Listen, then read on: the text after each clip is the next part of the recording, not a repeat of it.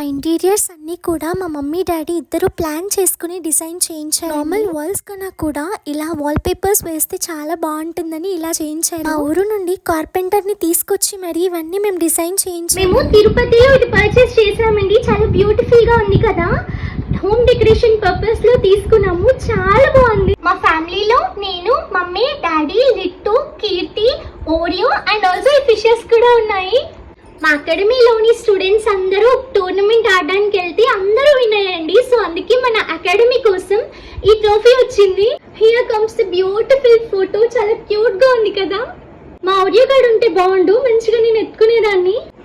Laughing Buddha అండి.